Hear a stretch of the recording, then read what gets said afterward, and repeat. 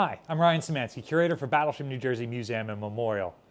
One of the very common questions that we get asked here is, how many sailors served on board the battleship? Or, alternatively, sometimes we get, how many served on board during the Korean War or during World War II, those sorts of things. And those documents exist, but we don't have all of them, so by and large, our answers in the past have been guesses. Well, I can now happily say that we are closer to giving an accurate estimate than we ever have been before. And honestly, these numbers are really cool, so we set up the camera, we're going to make a video about it. When I started working here, the guess that we had was that there were approximately 55,000 sailors and Marines who served on the battleship. The battleship was in service for about 22 years out of the roughly 50 years that the Navy had possession of her. The battleship had a typical crew size that ranged anywhere from about 1,500 to about 2,700 at its peak. Oftentimes, sailors assigned to the battleship would be here for 1 or 2 years. We've got some folks who were on board for several years. We've got some folks who were only on board for a couple of days as part of an admiral's staff, or were on board for training and things like that. And so that makes it really difficult to come up with an exact number. Are we just counting the people who slept on board the ship? Are we counting the people who were assigned crew members? There was actually a civilian who was stationed on board for much of the 1980s. We're going to do a video about him sometime in the next couple of months. He's not going to show up in any of these logs as being assigned to the battleship. So where do we draw that line? Our number will probably never be perfect. But for literally the last 20 years, we've had a couple of volunteers who've been going through creating a database of all of the crew members that we can find records for. And we still don't have perfect records, particularly of the 1980s, but the National Archives has digitized most of the World War II, Korean War, and Vietnam War era records for Battleship New Jersey. So our two volunteers, Margaret and Rich, have been going through all of those records as we've been able to get them, and then plugging in as much information as possible into a database that then is searchable by us. And hopefully, with enough money that we're able to raise in the future, we'll be able to put up like a kiosk somewhere, maybe multiple places, where we can actually search through and see people. And they're collecting as much information as they can. When these folks reported on board, where they're from, pictures if possible. So I wanted to talk a little bit about that process, and then I want to talk about a little bit about the actual numbers. Initially, the records came from our cruise books. The cruise books are very similar to like a high school yearbook in that they almost always have pictures of the crew. It's either group pictures of departments or individual portraits like a yearbook. And then they'll have the names, the ratings, sometimes where they're from, sometimes when they join the Navy, things like that. So we're at least able to capture a snapshot of people on board when that book was being written. The cruise books were pretty common artifacts donated by crew members to the museum when we first opened. So we've got a complete set of them. The problem is there are not cruise books for the ships, for every year that the ship was in service. We've got one for all of World War II, but there's nothing for the 1946 to 1948 time period. We've got one for 51, 53, and 57, but that doesn't necessarily cover crew members who were on board in between that. We've got one for the 68-69 Vietnam deployment. Then we've got four from the 9 years that the ship was in service in the 1980s. That is going to cover the vast majority of the crew, but we're definitely missing some folks. Even folks who were on board in World War II who might have been transferred out before their picture could be taken, or wounded and transferred off before the cruise book was written at the end of the war. They're not perfect documents. So by going through the muster rolls and deck logs for the ship, which is tens of thousands of documents. Margaret's been able to go through those and find this information, and she's also been able to go through some of the stuff that Ancestry.com has online, because they've been really great about digitizing these sorts of things.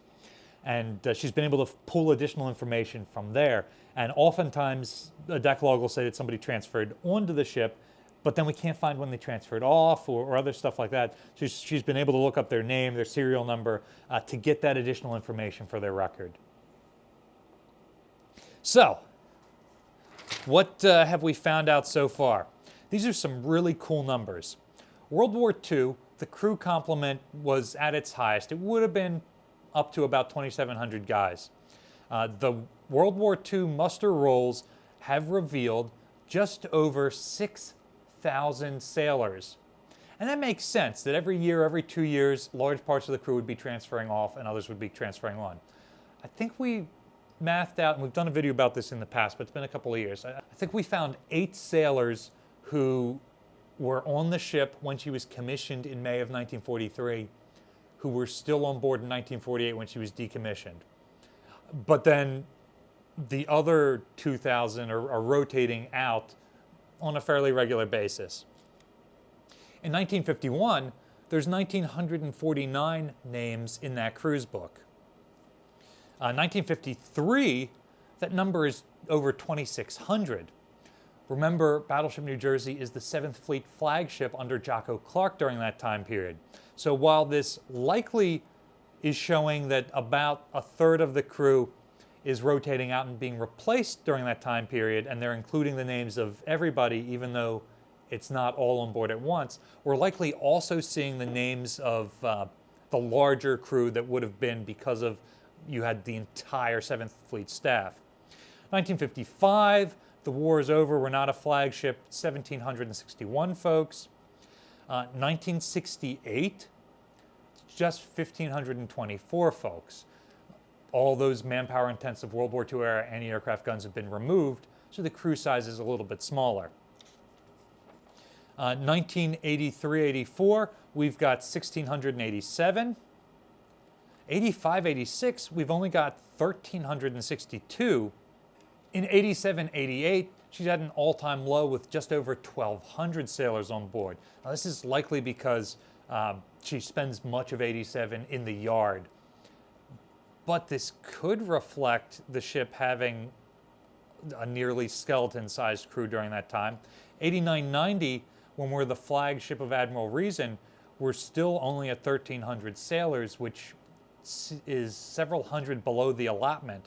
I'm not sure if what we're seeing is a lot of people aren't in the cruise books that should be, or if we're seeing as more Iowa-class battleships are commissioned, there are just less sailors to go around between them, and so these crew complements are significantly smaller.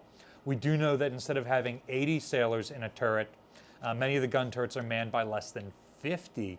So they might be really reducing the size of the crew. And so that's one of the reasons why these numbers are so interesting.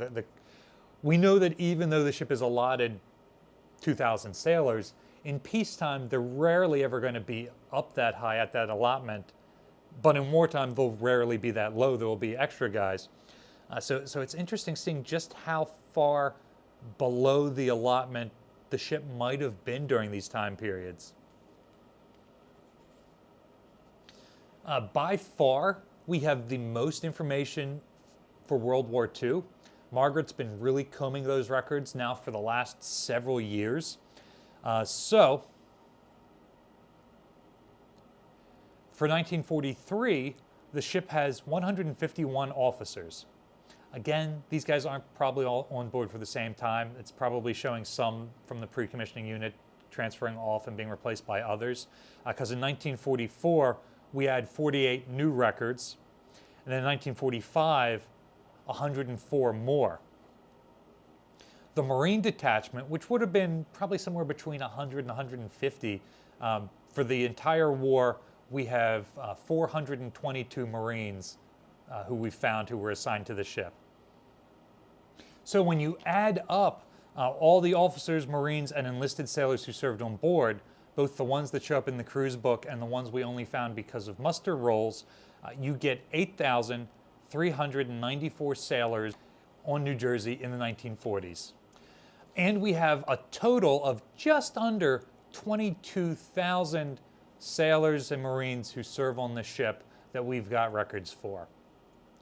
Now, this is less than half of what we've been saying that we estimate, but this is definitely not a complete number, but we really should be looking at most of those numbers. So maybe we should be adjusting down from the 55,000 that we had been saying, or the 40 to 50,000 that we've been saying more recently, down to somewhere around 30,000.